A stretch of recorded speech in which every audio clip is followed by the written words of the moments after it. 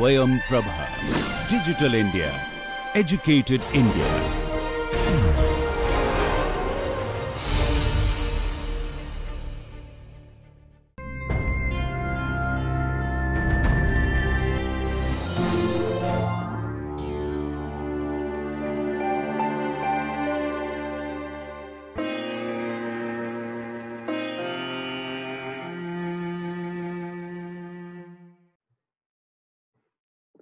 Hello and welcome. This is the 8th session of the thermodynamics tutorial. I am Dr. Jishnu Bhattacharya, an associate professor in mechanical engineering, IIT Kanpur. On your screen, you are seeing the cover of a book called Thermodynamics and Engineering Approach by Cengel and Bowles. Okay, Cengel and Bowles. So this book we follow for undergraduate thermodynamics teaching at IIT Kanpur. So from here we are solving few problems to understand the concepts and how to tackle the problems related to thermodynamics. So up to the 7th tutorial session that we did earlier, we covered the chapter 1 to chapter 5. Okay, so we have covered the basic concepts. Chapter 1 is on basic concepts, then chapter 2 is on energy transfer and general energy analysis, and the third chapter was properties of pure substances, then the energy analysis of closed systems. The 5th chapter was mass and energy analysis of control volumes, where we have flow coming in or going out. Okay, so we in the last tutorial, in the 7th tutorial, we covered couple of problems from chapter 6 as well. Chapter 6 is on the second law of thermodynamics. Okay, so today we are going to cover few more problems because this is a very vital chapter. The concepts, major concepts of thermodynamics are related to this chapter. So we'll cover the rest of the chapter today. Okay, this 6th chapter, which is second law of thermodynamics. So the first problem that we take here is a theoretical question. It's not a numerical problem solving, but a conceptual question that we'll first take. The question is very simple. What is the difference between a refrigerator and a heat pump? This is a very confusing concept that often confuses the undergraduate student when they first look at it. Particularly, the schematic diagram causes lot of confusion, because if you look at the left hand side, please follow the cursor as I am moving it. So if you look at the schematic diagram, it looks the same for a refrigerator or a heat pump. So what does the schematic diagram tell? It tells that a reservoir which is at low temperature TL, the refrigeration cycle, it sucks up heat QL, okay, and by the help of some external work input WIN, it rejects heats QH to a high temperature reservoir TH. I mean the reservoir temperature is TH. So if you look at this diagram, it's exactly opposite to a heat engine diagram. For heat engine, what happens? Heat is taken from a high temperature reservoir, so the direction of arrows are exactly opposite. So heat is taken from the high temperature and dumped to the low temperature reservoir. That's the purpose of a heat engine, and in that process we get some work output. But here, both for refrigerator and the heat pump, we have some work input to the cycle, and the heat extraction happens from a low temperature reservoir. Okay, so now the concept is the question is, what is the difference? If it's exactly the same process is happening, how can you say whether that particular process or equipment is a refrigerator or a heat pump? That's the question. Okay, so both takes heat from low temperature reservoir and dump it to the high temperature reservoir. Okay, and takes work in to accomplish this task. But the difference lies in the goal. Okay, so when we have a refrigerator, our goal is to have sufficient amount of QL. That's the target quantity. So how much heat you can extract from the low temperature reservoir, that is the target for refrigerator. And what the temperature of that particular reservoir you can maintain, TL. What TL you can maintain and what QL you can extract. That's the purpose of reservoir. And the heat pump, it's exactly the opposite. That means it's the high temperature reservoir. That's where we are concerned about. So this QH is the goal. So how much amount of heat you can dump to the higher temperature reservoir and what temperature TH you can maintain. So exactly the same process, but goal is different. So what is the goal of refrigerator? You can say that we want to maintain a place at low temperature. So you know, for a household refrigerator, you want to keep the food items at low temperature. That means the inside of the refrigerator you want to maintain at low temperature. Okay, so that's the goal. You do not care about how much heat you are ejecting through the condenser, right? Because that's not your goal. That's just come as a byproduct of the whole process. Now in case of heat pump, what is the goal? It's the QH. So here what do you want? That we want to maintain a place at higher temperature. Okay, so when do we require to maintain a place at higher temperature? When we have the winter session, particularly bitter winter in colder countries. Okay, for that we want to maintain the inside the living space in a high temperature or a warm environment. Okay, so there we require to keep the space at higher temperature TH. So for room heating, we need a heat pump. Okay, room heating or any other kind of space heating. So what is the difference then?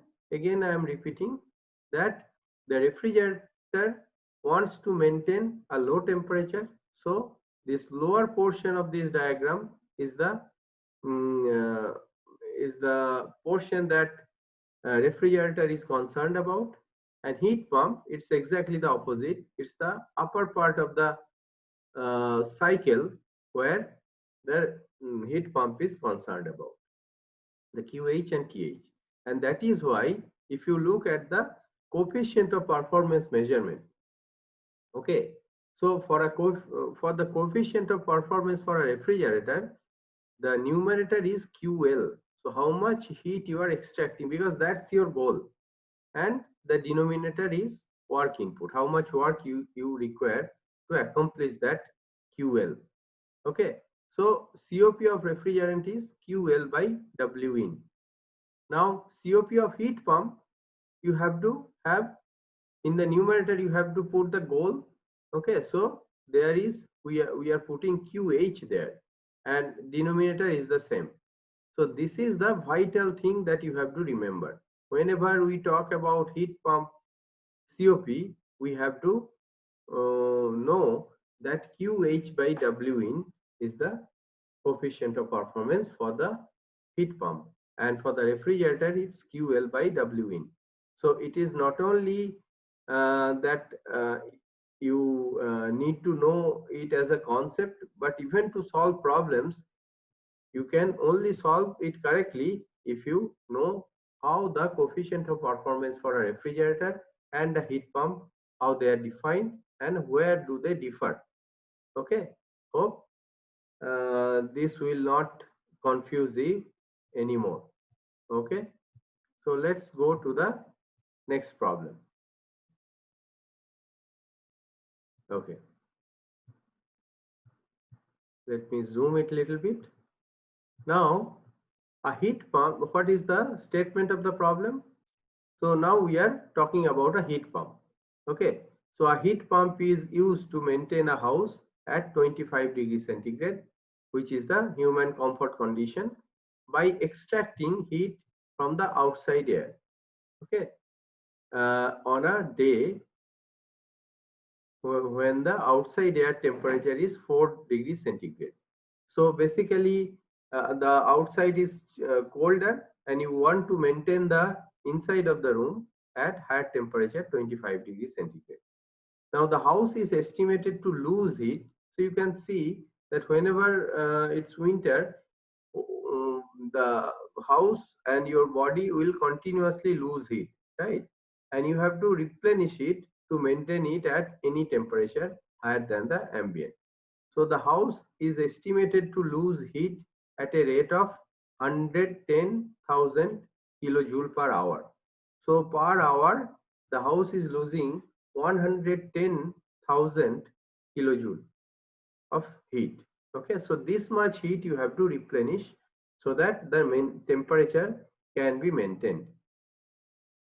Okay, and the heat pump consumes 4.75 kilowatt of electric power when running. Okay, so in this schematic you can see it is consuming 4.75 kilowatt, and it is extracting heat from 4 degrees centigrade outdoor and dumping that heat into the warm house, which is maintained at 25 degrees centigrade. And this much amount of heat is getting lost to the environment. So you have to replenish that much. So the question is this heat pump powerful enough to do the job? Okay, so you have to see whether this 4.7 kilowatt of power input through the compressor of the heat pump will be enough to accomplish this task. That's what we need to maintain. Okay, so here what is given? The high temperature reservoir, the temperature is given, TL is 20, TH is 25 degrees centigrade. That means it's 298 Kelvin. TL, the low temperature reservoir temperature, is 4 degrees centigrade, which is 277 Kelvin. Okay, and it is also given what is the Q dot H. Even though it is not directly given, if you see this schematic, the house is actually losing heat at this rate, 110,000 kilojoule per hour. Okay, but for steady state you have to supply that much heat only at the same rate, so that that 25 degrees centigrade temperature is maintained. So basically QH is given in indirect form, but it is given. So Q dot H is 110,000 kilojoule per hour, which you can convert to kilowatt. By converting this hour to 3600 second, you can convert it, this Q dot H, to be 30.56 kilowatt. Okay. So now next step is to see what is the coefficient of performance. Okay, so the question is whether this 4.75 kilowatt power that you are inputting in the heat pump is enough for putting this 30.56 kilowatt heat at those temperature limits. Okay, so let us say that it's possible. If it is possible, we can find the coefficient of performance for the heat pump. Okay, so coefficient of performance of the heat pump, in the last problem we have seen that in the numerator we will have Q dot H, and in the denominator we will have W in, or work input. So this 30.56 kilowatt divided by 4.75 kilowatt. So the value is 6.43. Okay, so if the heat pump exists and it working at the given condition, the COP, or coefficient of performance, will be 6.43. Now we need to see that whether this value is realistic. Okay, realistic in the sense whether it violates the second law, or whether it exceeds the Carnot coefficient of performance.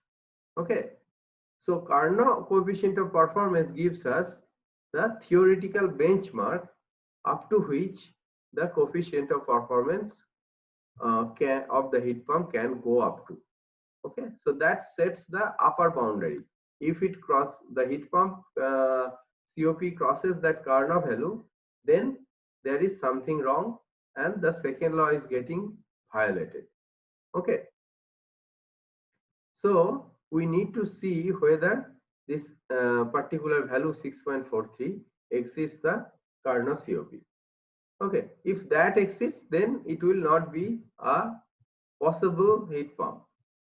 So next step would be to look at what would be the coefficient of performance value for a Carnot heat pump which is operating at the same temperature limits. Okay, so what is the COP Carnot of heat pump is 1 over 1 minus TL by TH, the low temperature reservoir by the high temperature reservoir temperature. Okay, so you have to use the absolute scale value, so 277 by 298. So if you perform this calculation, you will have 14.19. Okay, so what we see here, we have seen that for the existing heat pump, the COP is 6.43. Okay, and between the same temperature limits, we can have a Carnot COP which is 14.19. So basically, COP of the existing heat pump is much lower compared to the coefficient of performance for a Carnot heat pump. Okay, so that means it's quite reasonable and it is not violating the second law. Okay, so whatever coefficient of performance we have calculated, it is less than coefficient of performance for a Carnot heat pump between the same temperature limits. That is why it is not violating the second law. So this heat pump is very much possible, and or we can say the heat pump is powerful enough to accomplish the task, or this 4.75 kilowatt electrical work that you are putting in, that's enough to run the heat pump under those conditions, under TL, the given TL, given TH, and given Q dot H. Okay, so that gives us a direct application of this coefficient of performance concept for heat pump, which we looked at in the last problem. Okay, so this is the problem number 2 for tutorial number 8. Now let us go to the next problem, which is not on refrigerator or heat pump, but it is on a heat engine or a power plant. So a coal burning steam power plant produces a net power of 300 megawatt. So now let me introduce you to the power plant. Power plant means, if you look at the thermal power plant where we have this coal burning furnace, most of the cases it's coal burning furnace which heats up water and then ultimately goes through the cycle of this power plant and rejects the heat to the ambient. Okay, so so basically power plant is nothing but a big heat engine. Okay, the heat engine, the very basic concepts, a heat rejection, heat extraction, and giving out certain power. Okay, so that is actually accomplished in a thermal power plant, and the problem at hand is on such a power plant. Okay, so let me go through the problem statement. A coal burning steam power plant produces a net power of 300 megawatt. Okay, so you have seen, you must have heard the this particular unit has 510 megawatt capacity. Okay, so that means the maximum power that particular unit can produce is 510 megawatt. So in this case, it is 300 megawatt with an overall thermal efficiency of 32%.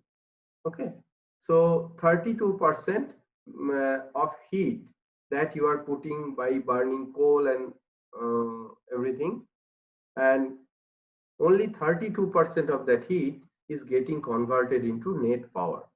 So what is happening to the rest of the heat? That is actually rejected to the ambient. Okay, so you can imagine what a big amount of heat that's rejected, and also how, I mean, we will see that how much coal you have to burn for that. We will calculate all those, and that should give you certain appreciation of the amount of power we use regularly. Okay, when you uh, put a light on or fan on or a air conditioner on, how much power it consumes, and for that, for lighting up that light for the whole evening, you are somewhere it is burning some coal in some power plant, and only a fraction of that burning is getting converted into power and lighting up the light at your room. Okay, so that kind of appreciation is expected from you as a sensitive engineer. Okay, the actual gravimetric air fuel ratio in the furnace is calculated to be 12 kg of air per kg of fuel. So what does it mean? It means that you need both fuel, here it is coal, and air for the combustion to happen, right? Just the coal will not give you any power. It has to react with air, has to be combusted, and that's how the heat is generated. And this gravimetric air fuel ratio, what does it mean? Gravimetric means by weight. Okay, you can also have a ratio of volume, which is called volumetric, but gravimetric is by weight. And air fuel ratio is how much air you need for certain amount of fuel to burn, and that value is 12 kg of air per kg of fuel. So 1 kg of coal is burned with the help of 12 kg of air. Okay, so the heating value of coal is 28,000 kilojoule per kg. What does this mean? Heating value means the amount of heat that you can get out by burning 1 kg of coal. So by burning 1 kg of coal, you will get 28,000 kilojoule of heat. That's what the heating value means. So in later chapters, you will actually learn what is the heating value, how to calculate it, this air fuel ratio, when it changes, what is stoichiometric air fuel ratio, all these things you will learn and also solve problems on in the later chapters. But right now, let's say everything is given. Okay, now what you need to determine for this system, you need to determine is the amount of power, amount of coal consumed during a 24-hour period. So these power plants are running all the time because we need power all the time for running fan, for running industries, for everything, for your computer. So it is running all the time. For if the same rate is maintained, then in 24-hour period, how much coal you will burn. Okay, that's the first thing you have to find. And then the second is the rate of air flowing through the furnace. So you can see that air is 12 kg of air per kg of fuel is required. So amount of air that you require in the furnace, or what is the rate of airflow. Okay, so that's the problem statement. Now first we apply the efficiency. Efficiency is given, okay, and we don't know how much heat we are putting in, but we are given that is 300 megawatt is the power that's getting out, and 32% is the efficiency. So now if we just utilize the definition of efficiency, we can write this amount of heat in, the rate of it, Q dot in, is nothing but W net, W dot net out. So that means the rate of work output, the net work output from the plant. That is the numerator, and the denominator will be the thermal efficiency, eta TH. That's the thermal efficiency definition. Okay, so here both of these quantities are given, 300 megawatt and 0.32, which is 32%. So we can know, we can find that this the rate of heat input to the cycle is 937.5 megawatt. Okay, so now this amount of heat is getting in. Okay, so that's the rate, right? The Q dot in is the rate. Now if we want to find what is the heat input for a 24-hour period, that's where what all the questions are asked, right? So Q in, that is Q dot in into delta T, and this delta T or time is 24 hours. That means 24 into 3600 seconds. Okay, and Q dot in we just found out 937.5 megawatt. So the value that we obtain for a 24-hour period, we need to input 8.1 into 10 to the power 7 megajoule. That's a huge amount of heat.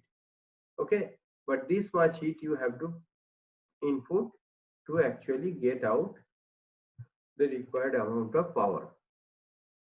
Now it is also given the heating value, and heating value is amount of heat released upon burning 1 kg of coal.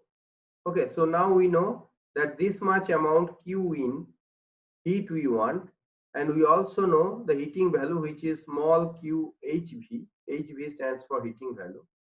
So these two quantities we know, so we can understand that how much coal we need to burn. So that mass of coal to be burned for 24-hour period is Q in divided by small q HV, or heating value.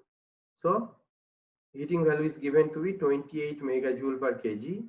Okay, so this ratio you will find to be 2.893 into 10 to the power 6 kilogram.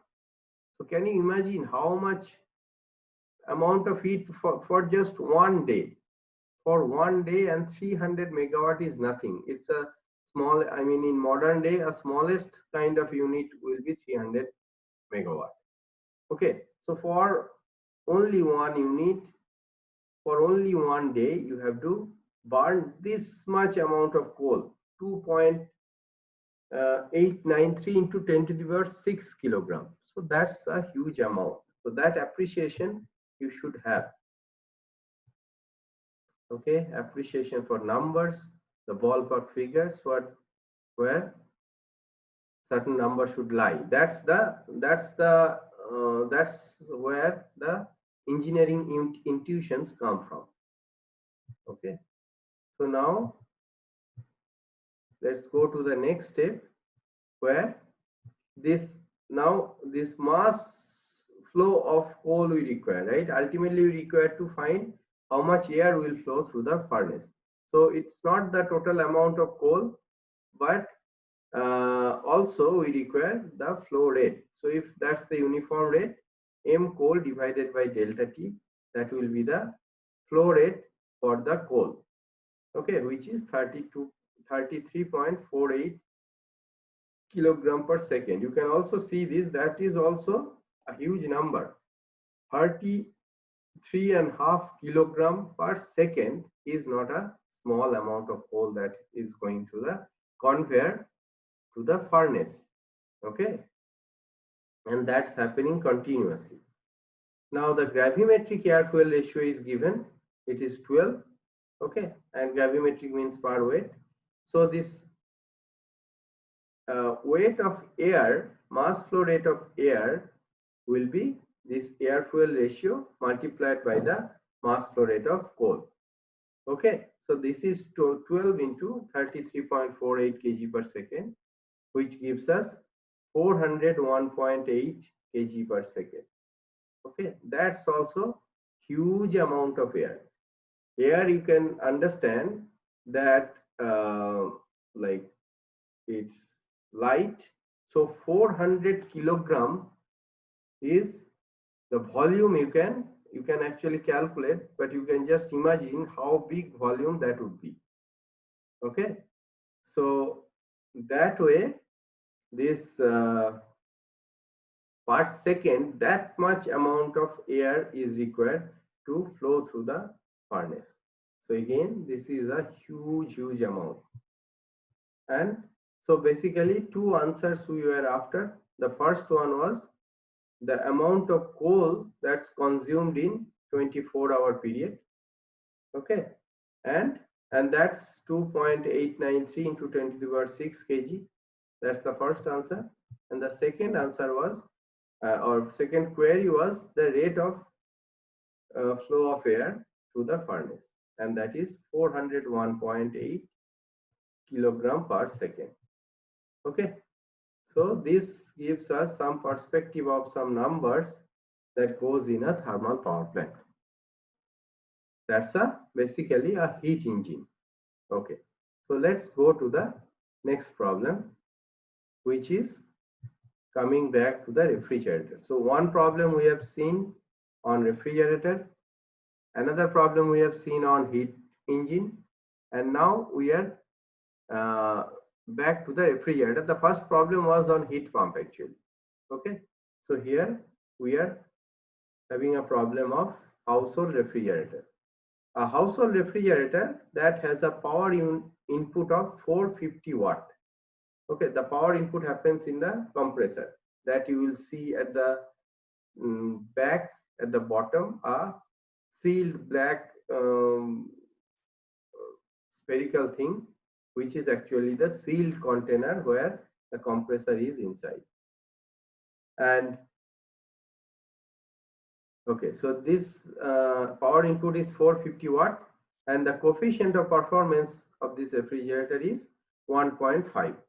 Okay, and it is to cool 5 large watermelons. So imagine 5 large watermelons you are putting inside the fridge, nothing is there, and each of them is 10 kilogram in weight.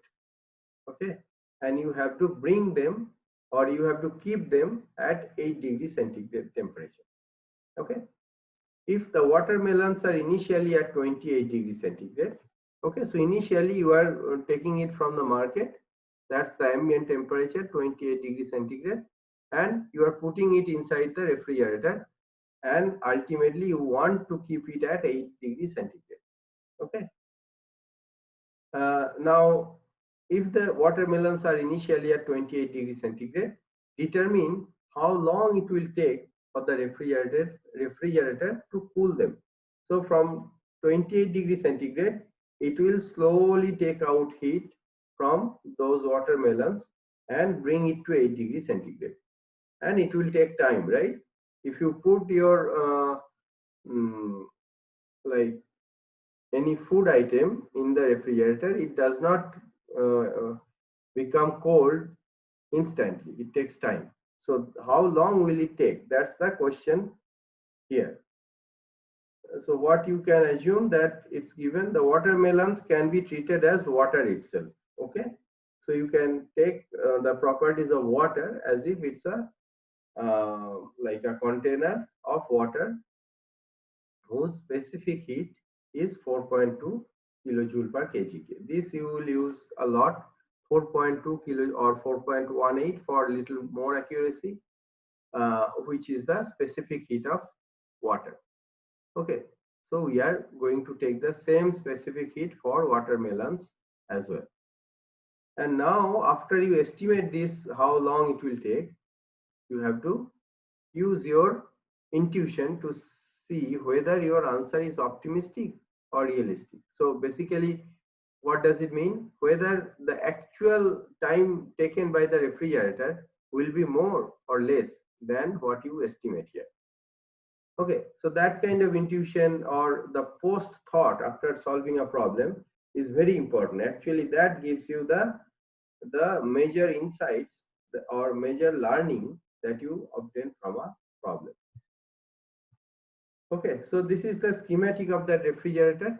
you have the refrigerator where the 450 watt of work is put in, and what it is doing, it is cooling the cooling space which is containing the watermelon at certain rate QL, and this is indirectly given. Why it is indirectly given?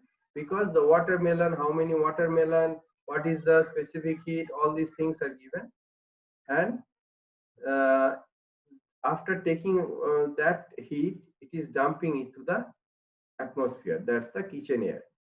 And the coefficient of performance is also given, which is 1.5. Now this QL is the total heat removed to accomplish the required cooling. What that would be? That would be mass into specific heat into the temperature difference, right? This is the high school learning you have. The amount of heat that the refrigerator has to take out is M into C into delta T. Now M is, there are 5 watermelons and each having weight of 10 kilogram. So 5 into 10 kg is the total mass. The specific heat is given to be 4.2 kilojoule per kg. That's the same for water. And the delta T that you are targeting is from 28 degree centigrade, you want to bring it to 8 degree centigrade. So the difference, you can write it in centigrade or Kelvin, it doesn't matter. Okay, so if you perform this calculation, you will get 4200 kilojoule. Okay, so that to accomplish the cooling process of the watermelon from 28 degree centigrade to 8 degree centigrade, you have to suck up heat of 4200 kilojoule. Okay, so let's see.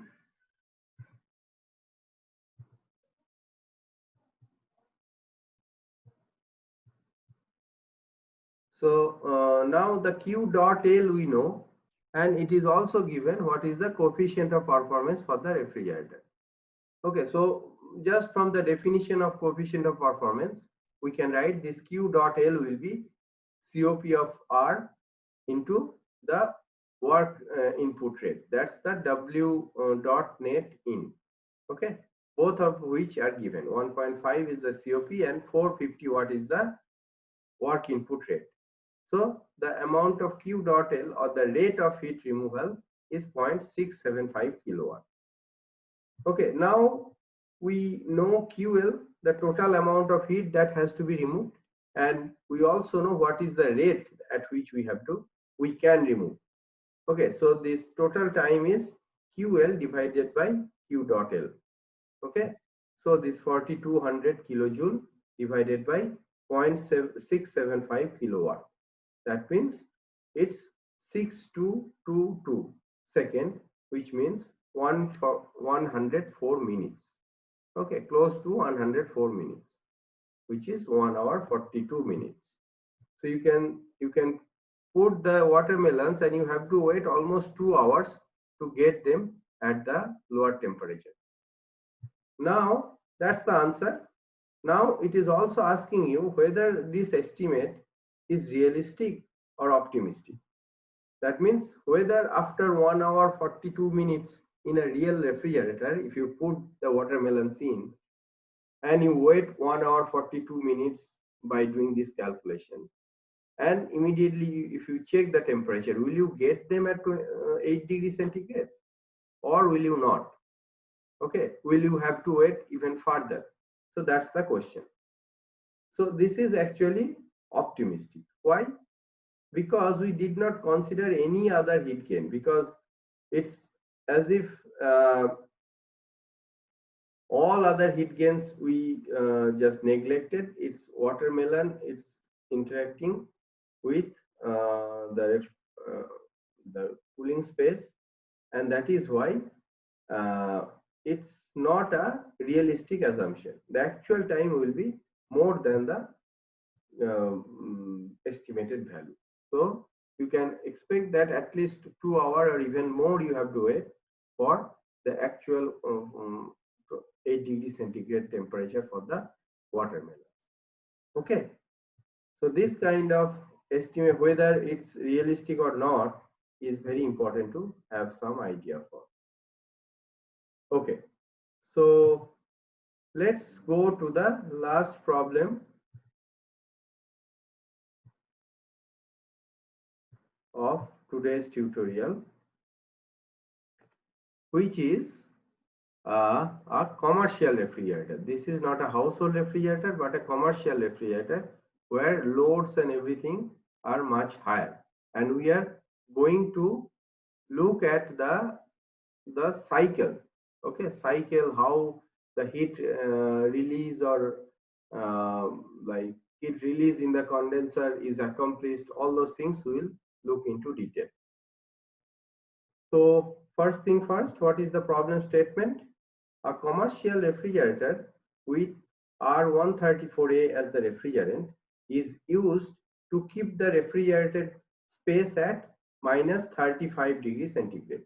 So the refrigerator maintains a space at lower temperature, and this lower temperature is way lower than what you encounter in a household refrigerator. So commercial refrigerator, like for suppose for conserving biological samples, okay, you require really low temperature or some experimental chemical that you want to maintain at very low temperature. So this is minus 35 degrees centigrade you are maintaining. So by how are you doing that? By rejecting heat to cooling water stream, okay, that enters the condenser at 18. So on the right hand side you can look at the schematic diagram. In the condenser you are running a water channel, okay, and the heat from the refrigerant is getting dumped into that water or that cooling water, and that water is coming in at 18 degrees centigrade.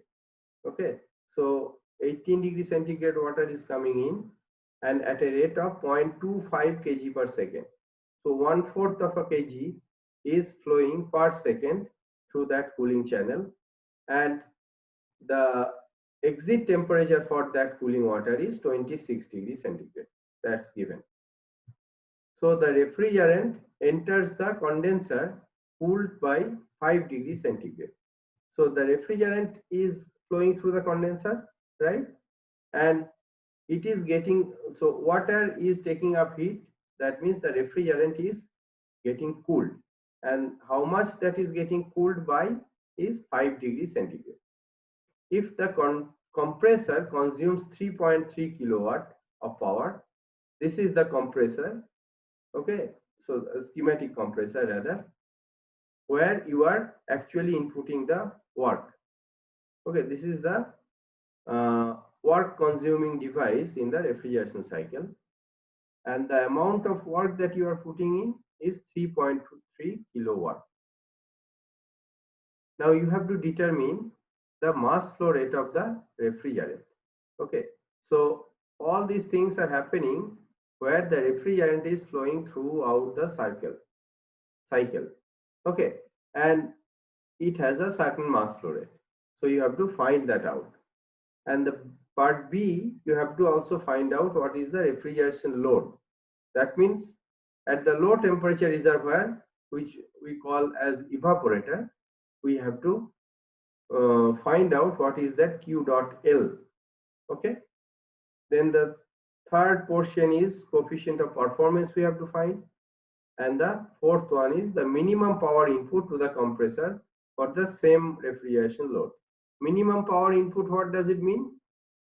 It means that if the refrigerator were an ideal one, that means a Carnot refrigerator, then what would be the compressor work? That should be the minimum work that you will require, right? So you have to accomplish the same Q dot L removal at the minimum work when you have a Carnot refrigerator. So that also we have to find out what's the work input to that Carnot refrigerator cycle. Okay, so here the schematic of this cycle is given. The evaporator is actually where we are keeping the temperature low by extracting Q dot L heat, and the refrigerator is taking that much heat going through the compressor where work is input, and it goes to high pressure due to compressor, and then when it goes into the condenser where the heat rejection happens, that condition is given, that's 1.2 megapascal and 50 degrees centigrade. Okay, now it goes through this condenser where heat is rejected to the cooling channel where water is flowing, and the refrigerator is getting heated by 5 degrees centigrade. Okay, and the pressure remains same 1.2 megapascal, and then there is an expansion valve. We in the last tutorial we talked about the process throttling. Here is the throttling process happens. So in the expansion valve, throttling happens and it comes down to a low pressure and goes back to the evaporator, and the cycle continues. So here in the earlier problem we have looked at that evaporator is being cooled by the cooling channel, but here the condenser is being cooled by the cooling channel. Here also we are seeing that the refrigerant at state 1 is going through the condenser and coming out at state 2. Okay, and for the cooling water we name them, the inlet is W1, that's water state 1, and the exit state of water is W2. Okay, so let's first analyze this condenser portion to get the mass balance ratios. Okay, so let's zoom this out. Okay, so if we do the heat balance in the condenser, the whatever heat is getting rejected to the high temperature source or reservoir, that is m dot r, that means the refrigerant mass flow rate multiplied by the change in enthalpy, right? And the same amount of heat is actually getting absorbed by the water. So this Q dot H is equal to m dot W, which is the mass flow rate of water, multiplied by the change in enthalpy of the water stream. Okay, so both of these quantities are equal. Now something is given and something is not. So what is given here? This water inlet outlet temperatures are given, and so indirectly the enthalpies of the water streams are given, and the mass flow rate of water is also given, which is, so basically the enthalpy you can write as Cp into absolute temperature, right? So the Cp into T2 minus T1, that gives you HW2 minus HW1. Okay, and multiply it with the mass flow rate of water MW dot. Everything is given here, the mass flow rate, the Cp, and the temperature difference. So you can find the heat rejection rate will be 8.367 kilowatt. Okay, now this heat rejection rate is equally applicable. The same Q dot H is m dot R into H1 minus H2, which is the heat rejected by the refrigerant, right? So we can find the mass flow rate of the refrigerant, which is not given. So m dot R is nothing but Q dot H divided by H1 minus H2. Right, so Q dot H we know, just found out 8.367 kilowatt. But do we know H1 and H2? We don't, right? So to know the mass flow rate of refrigerant, we first need to know H1 and H2. How are they? How can we find them? Let's look at it now. So first, the state 1 of the refrigerant, if you look back at the schematic diagram, you'll see that it's given the pressure is 1.2 megapascal and temperature is 50 degrees centigrade. Okay, so from the table of R134A, you can find out the uh, enthalpy. Okay, specific enthalpy rather. So H1 is 278.28 kilojoule per kilogram of R134A. Okay, now for state 2, again the pressure is the same, which is 1.2 megapascal, but the temperature is not directly given. How is it given? It is given that it's 5 degrees centigrade subcool. Okay, so from the saturation temperature, whatever is the saturation temperature corresponding to this pressure, the exit temperature is 5 degrees centigrade lower than that saturated temperature. That's what it means by 5 degrees centigrade subcooled. So now T2 is T saturated corresponding to 1.2 megapascal minus this delta T subcool. Okay, now again from the table you can easily look up for R134A what is the value of T saturated or saturation temperature at 1.2 megapascal pressure, that is 46.3 degrees centigrade, and the amount of subcool that's also given 5 degrees centigrade. So basically the exit temperature from the condenser, exit temperature of the refrigerant from the condenser is 41.3 degrees centigrade. Okay, so now you can find what is the H2. So now you have pressure, temperature of the exit state, so you can find out what is the specific enthalpy of that particular state of the refrigerant.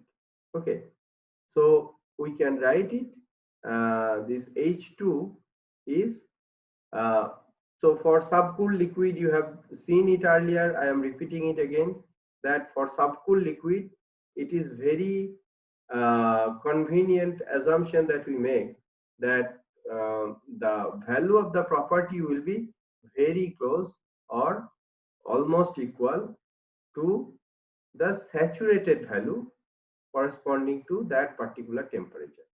Okay, so for subcooled we don't have another table. Okay, we don't have another table, but what we can approximate is that we just take the saturated liquid value and corresponding to the temperature. Temperature you cannot take the saturation temperature corresponding to that pressure, but whatever temperature that liquid is having, you have to take it to be the saturated temperature.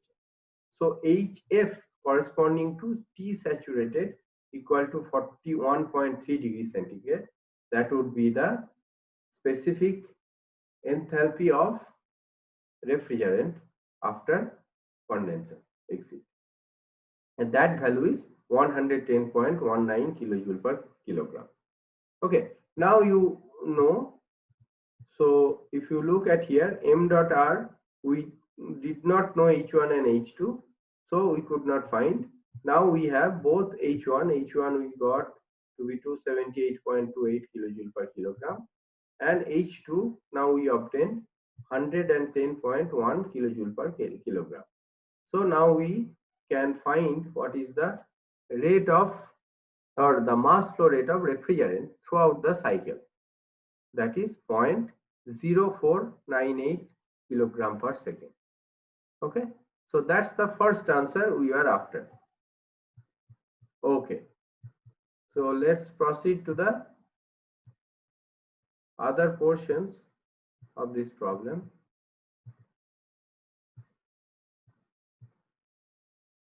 Okay, so next part is the refrigeration load. What does it mean? Refrigeration load means at the evaporator level, what is the amount of heat or what is the rate of heat that you are extracting from the evaporator.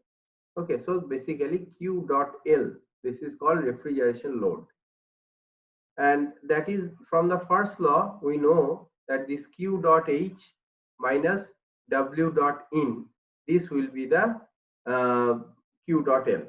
Okay, this we know from the first law analysis itself. So both of which we know. The right hand side, Q dot H, the first thing we evaluated, that's 8.37 kilowatt, and W dot in is given to be 3.3 kilowatt. Okay, so now, so Q dot L is 5.07 kilowatt, and that's the second answer we were after. The third answer is the coefficient of performance. And in the first problem in this tutorial, we have discussed what is the coefficient of performance for a refrigerator. So the goal is to extract heat. So that means Q dot L divided by the amount of work that we have to input. That's W dot in. So coefficient of performance is nothing but Q dot L divided by W dot in. And Q dot L we just found out to be 5.07 kilowatt, and W dot in is given, so 3.3 kilowatt. So the ratio gives us 1.54. And remember that this efficiency, coefficient of performance, they do not have any unit because they are obtained as a ratio of the same unit quantities. So both of the unit get cancelled out, and this does not have any unit. Okay, this is the third answer we were looking for. Now let's go to the fourth one, where we are asked what is the minimum work input that you will require. So now let's go back to the schematic diagram so that we can understand it more clearly. So here now a lot of these things we know. Q dot L we know, okay, and the mass flow rate, this exit quality or the exit enthalpy, everything we know. Okay, the mass flow rate of water we also know. So now we can say that, okay, for this particular QL, the same amount of heat I will extract from the evaporator, but now we will use a super efficient refrigeration cycle, which will take minimum amount of work. And super efficient, what is the limit of that super efficiency? That is the Carnot refrigeration cycle. So minimum work requirement is always linked to the Carnot refrigeration cycle. So let's go back.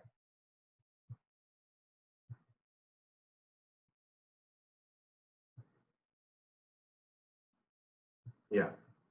So minimum work means maximum coefficient of performance, or the Carnot coefficient of performance. Okay. So if we try to find the Carnot coefficient of performance, and that's for a refrigerator, the definition is this one, 1 over TH by TL minus 1. Okay, TH and TL are the high temperature and low temperature reservoir temperatures. Okay, and this is given, the high temperature reservoir is given to be 18 degrees centigrade, that means 18 plus 275, and the low temperature 73, that's in Kelvin, and the TL, that means the low temperature reservoir, it is given to be, you have to maintain it at minus 35 degrees centigrade, and plus 273 to make it in Kelvin. So if you compute this, you will get 4.49.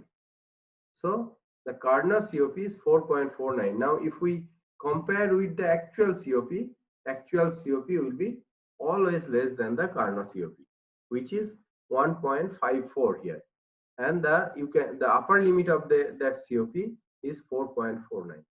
Okay, now minimum work input is nothing but the amount of heat, or the rate of heat extraction, Q dot L, from the evaporator divided by the maximum Carnot maximum coefficient of performance. So Q dot L by COP max, that will give you the minimum work input that will accomplish the task. So this is 5.07 kilowatt, That's the Q dot L we have found out here. Okay, 5.07 kilowatt. We are putting it here, and the maximum COP is Carnot COP. That's 4.49. Okay, so the value that you are getting is 1.13 kilowatt.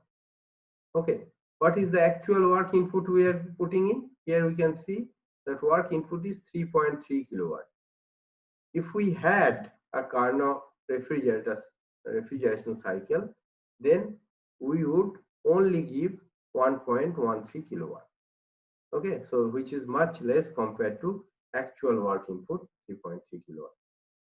So this brings us to the end of this tutorial, where we have looked at some heat engine, refrigerator and heat pump problems based on second law of thermodynamics, or the chapter 7 of the book. Okay, thank you very much for your attention.